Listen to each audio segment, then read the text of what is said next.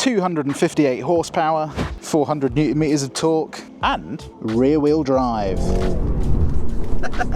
That is a recipe for some fun in my books. In fact, quite a lot of fun. More fun than a BMW M340i? Well, I think we better find out. But not only are we going to see if it's more fun than the M340i, we are going to test its real-world 0 to 60, its real-world MPG figures, will it do its claimed number, and, of course, how fun it is to drive. My name is Tom, and you are watching Paragon Cars. Let's go.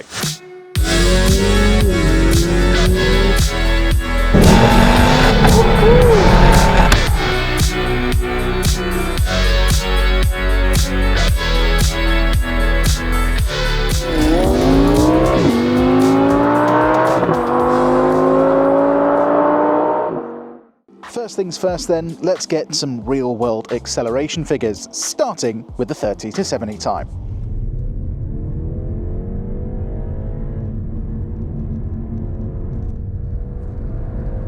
On the 30 to 70 sprint then, we managed a very good time of 5.24 seconds.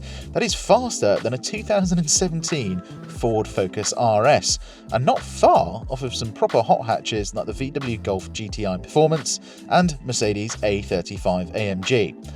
I think that is pretty good for what is fundamentally quite a heavy estate car. Now then, if you want to see a proper interior tour of the BMW 3 Series Touring, then click on the link in the top right hand corner now. For now though, we are going to do some driving. So, obviously the cheaper car than a M340i. Is it more fun? Well, we'll see about that later. First things first though, round town, it's effectively the same car, right? We've got adaptive dampers, we've got the same size wheels, and the steering is the same. The one thing that I do notice though is that the steering feels just different, maybe a little less compromised because of the lack of that X-Drive system. Suspension obviously over bumps, nice and firm, nice and sporty, but also somewhat compliant to a point where it's about right, I would say. The Touring does seem a little bit softer than the saloon version of this car. I think that's mainly just because there's a bit more weight over the back, but I think it's very well judged. Now, powertrain. So we're down on torque by 100 newton meters, but the way it's delivered is still very nice. It's nice and low down, which means you get that electric-like response. Remember, this might be an inline four-cylinder engine, but this is a derivative of the B48 that's in the 135i and the new M135. Let's not talk about that though, because it's not very good. This is peak BMW in my eyes, especially when it comes to the interior. The interior of this thing is just gorgeous. High quality materials everywhere, ambient lighting, but not too much ambient lighting, like a Mercedes. And then the infotainment is just simple. You know, my simple monkey brain wants to be able to get in a simple car and do complex things simply. But yes, this is peak BMW interior in my eyes. Physical switches for everything that you change on a regular occurrence, and you've got the option of using it as a touchscreen for more specific things or using a scroll wheel down here. It's just a neat, tidy package. And of course, it looks lovely. It's a very nicely laid out interior. The only thing I will say is that the design of the virtual cockpit, screen in the dash, I don't want to use Audi's term, is not that good. It just looks a bit meh.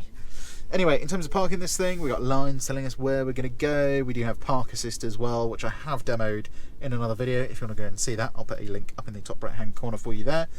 But I'm not going to demo that because it's slow and no one really uses it anyway. Yep. The other thing I really love about BMW's parking system is that, well, it'll stop for you apparently, and it comes up with little rectangles telling you how close you are to something. Now, you might not think that that's that useful. However, at night, when you can't really see much on the camera, it'll pick up a bollard very quickly. And I can tell you from personal experience, that is a very handy thing. Now, getting into parking spaces is easy. Obviously, with all this parking sensor stuff, it's great. You can usually get to the first notch when you've opened the door. Just listen to that. That is solid, isn't it? But yes, sometimes, even though this is a 3 Series, it can be a little bit difficult, but I'm talking about London here. Most of the time, it is absolutely fine. Now then, coming out of junctions, this is where you notice the slight lack of power and lack of X-Drive. It's just not quite as nippy off the line as the X-Drive car is, but I think it's going to be more fun later. Less compromised front with the steering, a little bit less weight over the front as well, and obviously all the power is just going straight to the back, which is what you want 24/7. So far so good then. And do you know what? I don't know if there's a bit of sound getting pumped in, but it sounds quite nice, especially for a 4-cylinder. I'd actually say it sounds nicer. You're going to hate me for saying this. I think it sounds nicer than a VW Golf R. I think the Golf R is a little bit too raspy. The only thing I do like about the Golf R though are those DSG farts on the up changes. Sadly, you don't get that in this because we have a ZF 8-speed gearbox. Arguably the better gearbox, especially for this car because it's a little bit smoother. But obviously the gear changes are a little bit slower. Anyway, as usual, we are going to test the MPG of this thing, so let's reset our values now. We're going to try and match that combined figure, so a little bit of sporty driving and then a little bit of motorway driving. BMW claim this will do 44 mpg on the combined cycle and 54 mpg on the extra urban cycle. Very good figures, and better than the B58, the inline-6 engine that's in the M340i. The thing is though, I've always noticed BMW's 2-litre engines don't tend to do their quoted figures, but of course we are going to test that today. This has got a 59-litre fuel tank, which if you fill it up at the old regular pump at £1.45 a litre, that is going to cost you £85.55, which is pretty spenny, but obviously you're not going to fill up the entire tank, are you? You're going to fill up about 3/4 of the tank, and that is about £61. In terms of mileage, if you actually do the quoted 44 mpg, to a full tank that's 571 miles, and to the more realistic 3/4 of a tank, that is 428 miles, which is plenty far enough. You're going to be wanting a break once you have gone north of Edinburgh, I think, if you do that in one stint. First things first though, rear wheel drive, icy conditions. Let's get it in Sports Plus and have a little bit of fun, shall we? Right, use our button to get us into Sports Plus. This will firm up the dampers a lot apparently. Wow, that is stiff. And then it obviously downshifts a gear. We'll put the gearbox over into Sports, and I can go for manual changes, as this is ZF 8-speed. Even though it's a torque converter, it's still pretty sharp at changing gear. Then we can go for traction off, but stability on, so it's like a sports mode basically. Just allows for a little bit of slip at the rear, and more importantly, a little bit of fun. So coming round a roundabout, just give it the beans. Can't do that in an Audi. Woo! Oh yes, it is a lot of fun. But the thing is, the stability control is there at the end of the day to just rein you in. So even though it looks like you're doing a lot, from the outside perspective, you would have seen a little bit of wheel spin and that's it. Anyway, so eco mode, 4-cylinder engine, can't be that good, right? Well, I'm just going to put my foot down. Response is good, a little bit of wheel spin. Look at that. That is straight up to 70 miles an hour. Do you really need more power than that? No. Obviously more power is more fun, but for daily driving that is plenty. And obviously enough to get the rear end out. Now then, once on the motorway, this car is just really good. We've got cruise control, heads-up display as well, which if I crouch down you can probably see, and it's just easy. That's the thing. This generation of BMWs is just easy. From everything from the infotainment on the interior, they're just sitting on the motorway and cruising. The seats are nice and comfortable. Even the manual seats are easy to adjust now. They don't have that stupid full release system like they used to have, which I know was fast, but doing it on the move was a bit of a pain in the backside. But yeah, once you're on the motorway, just glorious. And also, I really like these windscreen wipers. Quite expensive because the washer is on them, so you don't want to break them. But They do look nice. Look at that. Quite cool, isn't it? The only thing I'm not too keen on, especially when I'm reviewing a car, is the gesture control, because you do that. Oh, now it won't work. Okay, do that, and it turns the radio on, which is quite cool, but it's like, are you really ever going to use that? If you own a BMW with gesture control, actually, let me know in the comments whether you use gesture control or not, because I'm interested to see if anyone actually uses it. Right, so now we are on the motorway.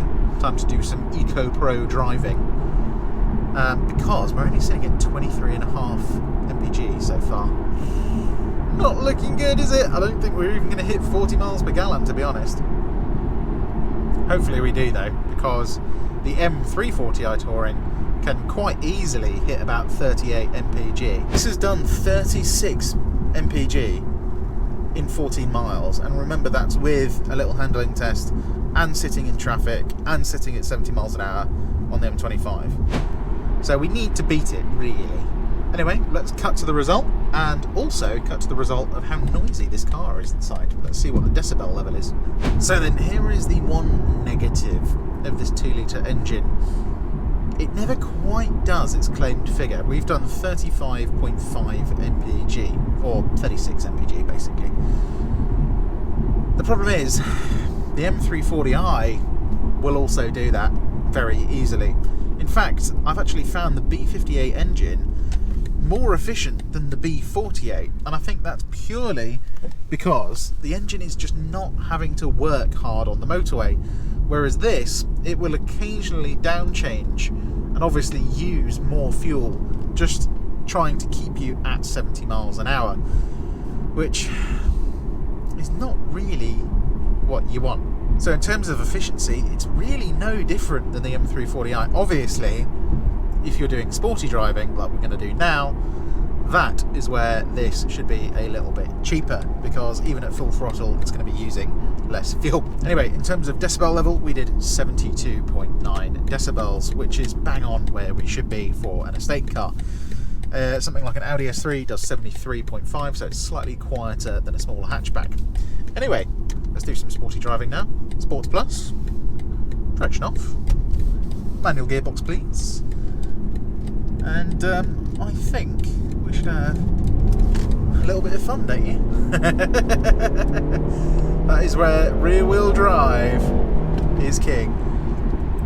And look at that speed, man. That is a quick car. Fundamentally, this thing is fast, and the response is lovely.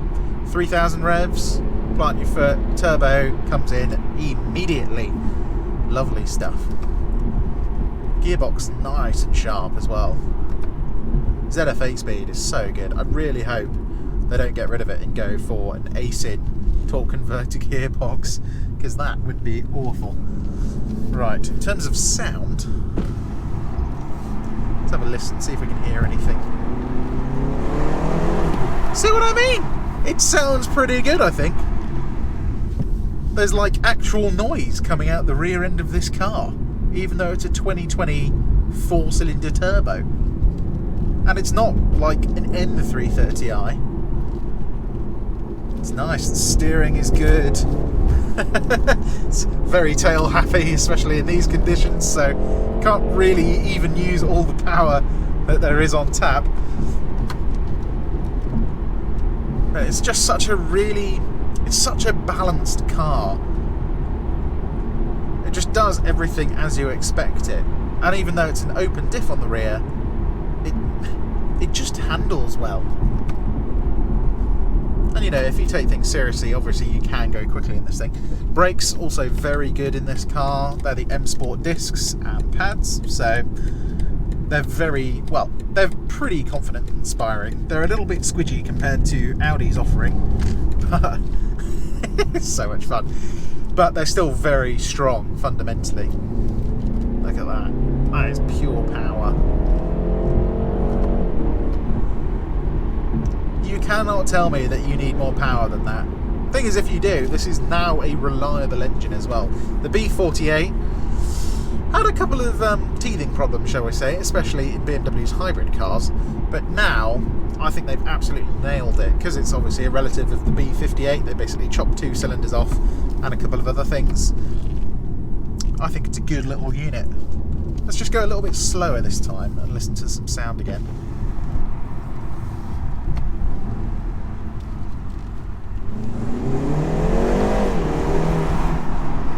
I think that sounds good. I think with a res delete, like, in fact, I think a res delete is worth doing. Usually 2-litre engines, they sound kind of pants. I really like the sound of this. It sounds quite gruff. It's a rough and ready motor. No understeer, obviously. Ooh, a little bit of oversteer there. But it never does anything that really scares you. I think it's just because we've got the stability control helping us out. Obviously with that off, it's going to be very tail happy in these conditions. But you don't need to turn it off. That's the whole point of having it.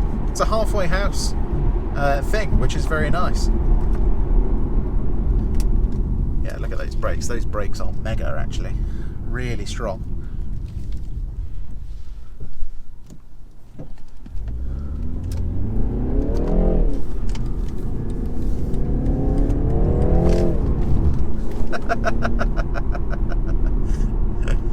Oh dear.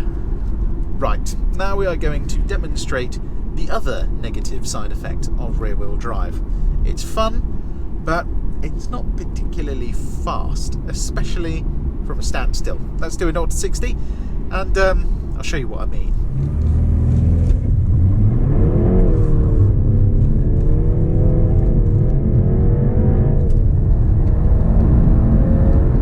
So the claimed 0 to 60 time is 5.9 seconds, but obviously today it was very damp and very wet, so we only managed a time of 6.91 seconds, which I know is very slow, but again, it's a rear-wheel drive car, so what can you do?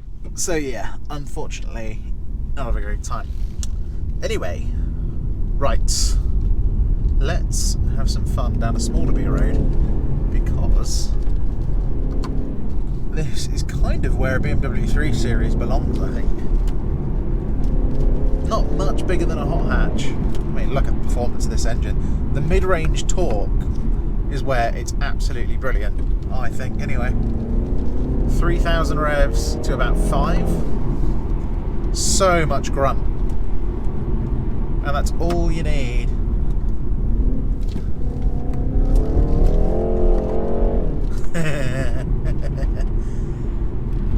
And it's got just enough grip that it's not kind of all over the place, apart from when you launch it. Okay, can we hit 60 before the corner? We might struggle. Oh no, we did, to be fair. Probably did a better 0 to 60 time just then.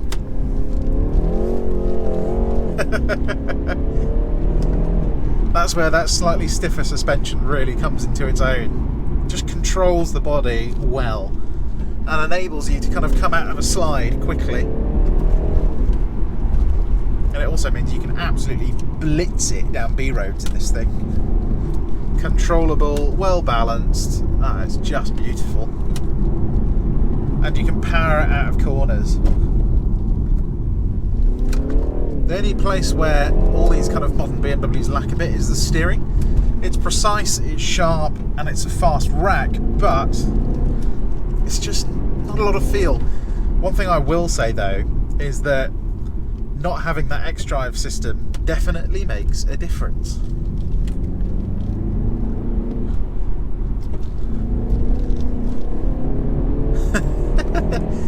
And it enables you to have a little bit more fun, I think. Having said that, X-Drive is very good. When you want to go quickly, it's definitely faster. But this is a lot of fun.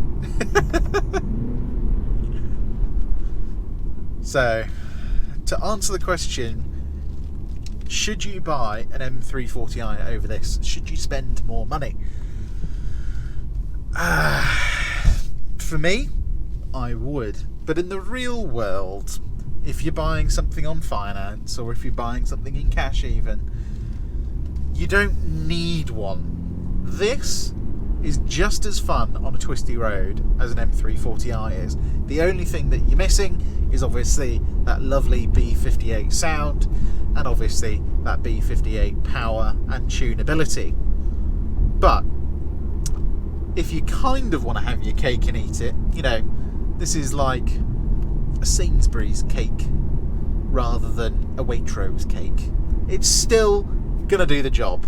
It's still full of sugar, and it's gonna make you feel sick if you eat too much of it, or like this, drive it round some twisty roads too quickly.